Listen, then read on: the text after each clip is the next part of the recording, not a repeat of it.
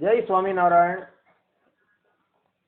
નારાયણ મુનિડો સત્સંગ મંડળમાંથી વેદાંતાચાર્ય શાસ્ત્રી રાકેશભાઈ તારીખ 1/1/2019 ને દિવસે આ પ્રવચન કરે છે. આજના પ્રવચનનો વિષય છે શંકરષણ ભગવાનની સર્વોપરિતા, સર્વ અવતારિતા તથા પૂર્ણ બ્રહ્મતા પ્રતિપાદન કરવી. ઉદ્ધવ સંપ્રદાયના ગ્રંથો પરથી તથા શ્રીમદ ભાગવત આદિ ગ્રંથો. વચનામૃત, ઉપોદઘાટ તથા શિક્ષાપત્રી અર્થદીપિકા ટીકા 108મા શ્લોકની અંદર સ્પષ્ટ રૂપે ઉલ્લેખ છે કે અક્ષરધામના અધિપતિ જ પોતે વરાહ આદિ 24 અવતાર તથા વાસુદેવ આદિ વ્યૂહ અવતારને ધારણ કરનાર છે. શંકરષણ ભગવાનની ગણના ચતુર્વ્યુહોમાં આવે છે.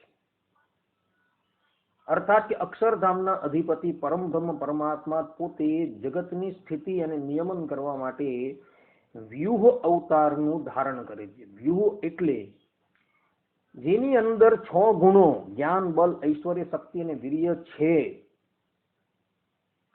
છતાં પણ જે 4 ગુણોને દબાવીને 2 જ ગુણોને જે પ્રગટ કરે છે તેને વ્યૂહ કહેવામાં આવે છે.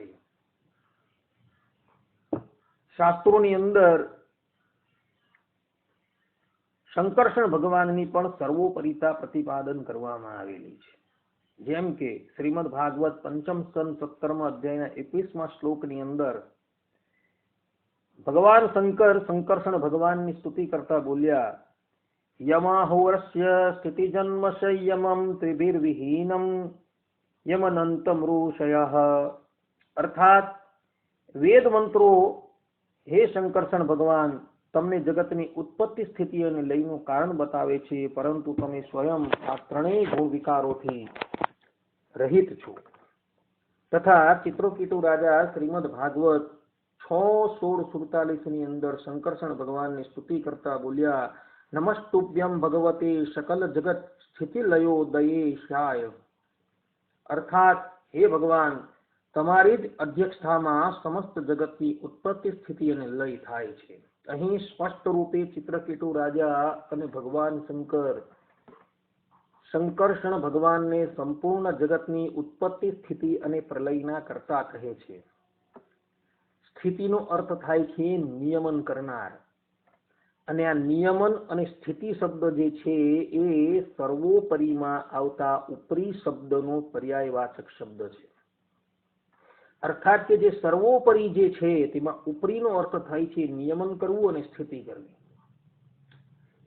આમ ભગવાન શંકરષણને ભગવાન શંકરે અને ચિત્રકૂટ રાજાએ સર્વોપરીપણે પ્રતિપાદન કરેલા છે.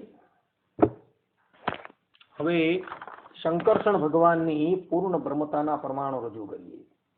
જેમ કે નારદ પુરાણની અંદર નારદજી કહે છે, રામકૃષ્ણાદિ રૂપાણી પરિપૂર્ણાની સર્વદા. અર્થાત કે રામકૃષ્ણાદિ ભગવદ રૂપો છે તે સર્વદા પરિપૂર્ણ છે. અહીં આદિ શબ્દ છે. આદિ તરીકે મત્સ્ય છે, કચ્છ છે, વરાહ છે તથા વાસુદેવ આદિ જે ચતુર્વ્યુહ છે તેનું પણ ગ્રહણ કરી લેવું. અર્થાત કે અક્ષરધામના અધિપતિ જયારે ધરાતલની ઉપર અવતાર ધારણ કરે છે ત્યારે તેઓની અંદર જ્ઞાન, બલ, ઐશ્વર્ય, વીર્ય, શક્તિ ને તે આ 6 ગુણો રહ્યા જ હોય છે. અને વ્યૂહ અવતાર ધારણ કરે છે ત્યારે પણ તેઓની અંદર આ 6 ગુણો રહ્યા હોય છે. અને આ 6 ગુણોથી પરિપૂર્ણ હોવાથી એ બધા જ અવતારો અને વ્યૂહ એ બધા પરિપૂર્ણ જ છે. ને એટલે જ માટે આધારાનંદ સ્વામી હરિચરિત્રામૃત સાગર 10:37-25 ની અંદર પોતે કહે છે કે ભગવાનના બધા જ અવતારો પૂર્ણ છે. એટલે કે રામકૃષ્ણાદિક અવતારો તથા કેશવાદિક 24 વ્યૂહ તથા વાસુદેવ આદિક જે ચતુર્વ્યુહ જે છે એ બધા જ પરિપૂર્ણ છે. આમ નારદજી અને આધારાનંદ સ્વામીએ શંકરષણ ભગવાનની પણ પૂર્ણતા પ્રતિપાદિત કરેલી છે. હવે શંકરષણ ભગવાનની સર્વ અવતારિતાના પ્રમાણ રજૂ કરીએ છીએ. જેમ કે શ્રીમદ ભાગવતના 6ઠ સ્કંદના 16મા અધ્યાયના 35મા શ્લોકની અંદર ચિત્રકૂટ રાજા શંકરષણ ભગવાનની સ્તુતિ કરતા બોલ્યા, तव विवह खलु भगवान जगत उदय स्थिति लयादिनी विश्वसृजंस्ते अंशांस्त तत्र मृषा स्पर्धन्ते पृथग विमत्या। अर्थात हे भगवान, जगतनी उत्पत्ति स्थिति અને લય તમારી લીલા છે વિલા। વિશ્વના નિર્માતા બ્રહ્માજી વગેરે તમારા અંશના પણ અંશ છે, તે પણ તેઓ અલગ અલગ રીતે પોતાને જગતના કર્તા માનીને વૃથા સ્પર્ધા કરતા રહે છે। અહીં સ્પષ્ટ રૂપે ચિત્રકેતુ રાજા શંકરષણ ભગવાનને કહે છે કે તમે સંપૂર્ણ જગતની ઉત્પત્તિ સ્થિતિ અને પ્રલયના કરનારા છો અને બ્રહ્મા વગેરે બધા જે છે એ તમારા અંશ છે, અર્થાત કે તમારા જ અવતાર છે। આમ કહી ચિત્રકેતુ રાજાએ શંકરષણ ભગવાનની સર્વાવતારિતા प्रतिपादन करेली છે। अर्थात चित्रकेतु राजा कहे छे कि मारी सन्मुख जे विराजमान प्रगट प्रमाण जे शंकरषण भगवान जे छे जेना मने दर्शन थया छे तेओ ज सर्व अवतारना अवतारी छे। कारण के चित्रकेतु राजा ने प्रगट प्रमाण नी अंदर शंकरषण भगवान ना दर्शन थया छे, एटले माटे तेओए तेमनी सर्वोपरीपणे सर्व अवतारीपणे अने पूर्ण ब्रह्म परमात्मा तरीके स्तुति करेली छे। हवे अहीं एक संशय थाय के दरेक साधकोए पोताना इष्टदेवनी सर्व अवताરના अवतारी तरीके सर्वोपरीपणे अने पूर्ण ब्रह्मपणे स्तुति करेली छे, तो आनी अंदरथी सर्व अवतारी कोण, सर्वोपरी कोण? तो आ शंकानुं समाधान करता आधारानंद स्वामी हरिचरित्रामृत सागर 4:28-48 ની અંદર કહે છે કે નામથી જ ભિન્નતા જણાતી હોય તો પણ જેને જે સ્વરૂપ પ્રગટ રૂપમાં મળ્યું હોય તેને જ તેણે સર્વોપરી અને સર્વ અવતારી જાણો। અર્થાત કોઈ ભક્તને કૃષ્ણ રૂપે, કોઈકને રામ રૂપે, કોઈકને સ્વામિનારાયણ રૂપે, કોઈકને પ્રદ્યુમ્ન રૂપે, કોઈને અનિરુદ્ધ રૂપે, કોઈને શંકરષણ રૂપે જે સ્વરૂપની પ્રાપ્તિ થઈ હોય, ભલે તેના નામો ભિન્ન છે, પરંતુ તેની અંદર રહેલા જે ગુણો છે, તેમનો જે સ્વભાવ છે, તેમની અંદર રહેલું જે અહમર્ત આત્મતત્વ છે એ એકનું એક જ છે।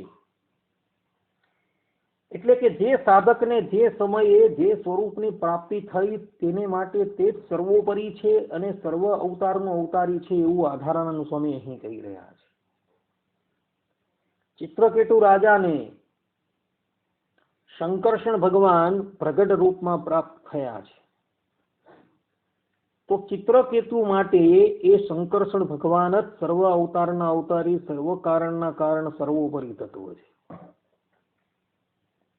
આપણે બધાને ભગવાન સ્વામિનારાયણ પ્રગટ રૂપમાં પ્રાપ્ત થયા છે, તો આપણે માટે ભગવાન સ્વામિનારાયણ જ સર્વ અવતારના અવતારી, સર્વ કારણના કારણ અને સર્વોપરી તત્વ છે।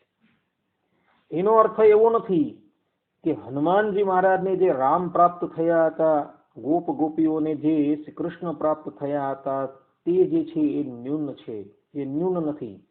તેને માટે એ અવતાર સર્વોપરી છે અને સર્વ અવતારી છે।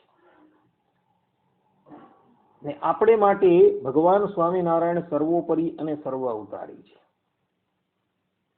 નામથી જ ભિન્નતા જણાતી હોય પણ જે સ્વરૂપ જેને પ્રગટ રૂપમાં પ્રાપ્ત થયું હોય તેને જ સર્વોપરી અને સર્વ અવતારી કહેવામાં આવે। ગોપીઓને ગોવાળો જે તત્વની પ્રાપ્તિ કરી ગયા તે તત્વ આપણે અત્યારે પ્રાપ્ત થયું છે, તો આપણે માટે એ જ સર્વ અવતારના અવતારી અને સર્વ કારણના કારણ છે। એટલે આપણે એમ જ સમજવું કે મારા ઈષ્ટદેવ ભગવાન સ્વામિનારાયણ જ કૃષ્ણ અવતારની અંદર કૃષ્ણ રૂપ ધારણ કરીને આવેલા હતા અને રામા અવતારની અંદર રામનું રૂપ ધારણ કરીને આવેલા હતા, તથા મત્સ્ય કચ્છ વરા આદિ અવતારો ધારણ કરીને તેઓએ જ સંપૂર્ણ જગતની સ્થિતિ પોતે કરેલી હતી। જો આ રીતે સમજવામાં આવે તો કોઈ પણ જાતનો વિવાદ ક્યારેય પણ ન થાય। અહીંયા પ્રવચનને વિરામ આપવામાં આવે છે. હવે પછીના પ્રવચનની અંદર ભગવાન સ્વામિનારાયણની પૂર્ણ બ્રહ્મતા, સર્વોપરિતા અને સર્વ અવતારિતાના પ્રમાણો રજૂ કરવામાં આવશે. અસ્તુ. જય સ્વામિનારાયણ.